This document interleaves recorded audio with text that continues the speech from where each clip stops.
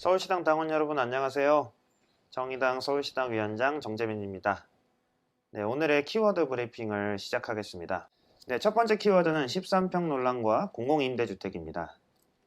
네, 지난 11일 문재인 대통령이 공공임대주택 100만 호를 기념하는 기념단지 경기도 화성 동탄에 있는 행복주택을 방문하면서 했던 발언이 논란에 이어졌습니다. 일명 13평 논란인데요. 제가 팩트를 체크해 봤는데 이것은 주요 언론과 정치인들에 의해서 부풀려진 말이었다는 것이 확인될 수 있었습니다.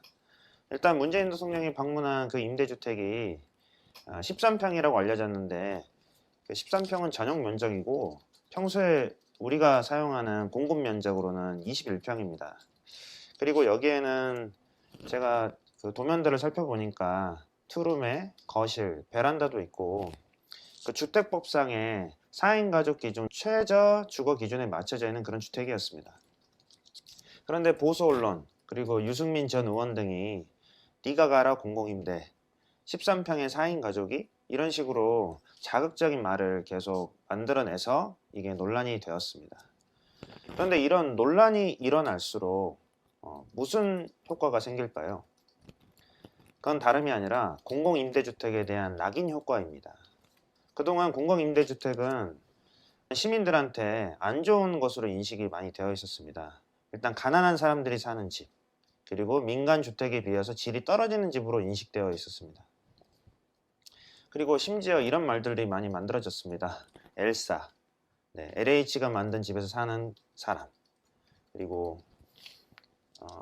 휴거, 휴먼시에 사는 거지, 전거, 전세에 사는 거지, 그리고 월거지, 월세 사는 거지. 이런 식으로 공공임대주택에 살고 있거나 그리고 전세나 월세에 사는 사람들을 비하하는 그런 말들이 계속해서 만들어지고 있는데요. 이런 상황에서 공공임대주택에 대한 논란이 커지면 커질수록 공공임대주택에 대한 낙인 효과가 커진다는 것을 우리는 잘 기억을 할 필요가 있습니다.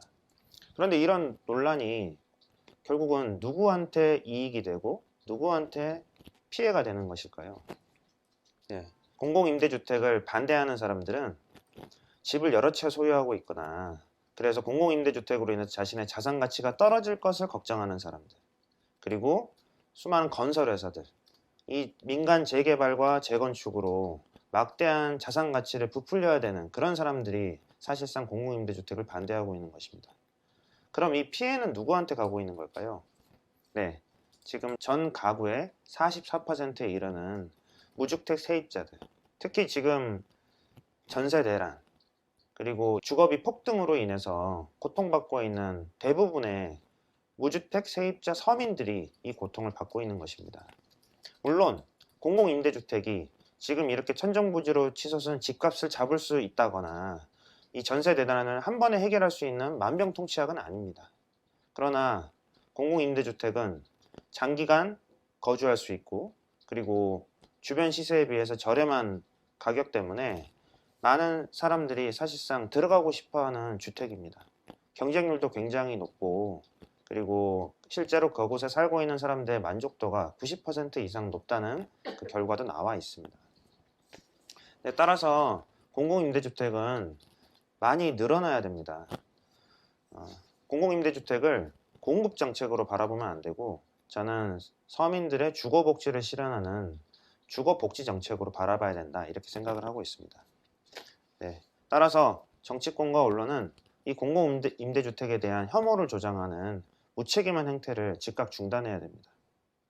그리고 오히려 공공임대주택을 어떻게 늘릴 것인가를 넘어서서 어떻게 서민들의 최저 주거 기준을 높일 것인가, 그리고 비닐하우스, 고시원, 오피스텔 등 최저 주거 기준조차 적용받지 못하는 사람들의 주거권을 어떻게 높여낼 것인가를 논의해야 되는 것입니다.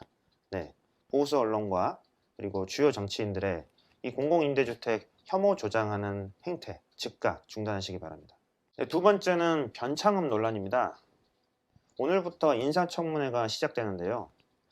국토교통부 장관 후보로 예정되어 있는 변창흠 후보가 지난 SH 사장 시절 했던 발언을 두고 논란이 일어나고 있습니다. 2018년에 발생했던 구의역 김군 사망 사고에 대해서 마치 이 사건이 피해자의 부주의로 인해서 발생한 것이라고 발언한 그런 내용이 알려져서 논란이 커지고 있었습니다. 그가 아무리 진보적인 주택 정책을 많이 가지고 있는 사람이라고 해도 그 안에 사람이 없으면 무슨 소용이 있습니까? 전 후보자가 자신의 과거의 발언에 대해서 진심으로 뉘우치고 반성하는 것이 반드시 필요하다고 생각합니다. 그렇지 않는다면 저는 변창 후보자의 인사청문회 보고서는 채택되기 어려울 것이다. 그리고 그 정책도 결코 국민들한테 신뢰받기 어려울 것이다 말씀드립니다. 세 번째 키워드입니다. 중대재해기업처벌법 원포인트 본회의 소집입니다. 오늘로 중대재해기업처벌법 연내 입법을 촉구하는 국회 앞 단식 농성이 12일째 접어들었습니다. 지금 정의당의 강은미 원내대표님, 그리고 김민숙 어머님, 이용관 아버님, 그리고 이상진 민주노총 부위원장님이 단식을 오래 하고 계시기 때문에 현재 건강 상태에 이상이 생기기 시작했고 매우 힘들어하고 계신다고 들었습니다.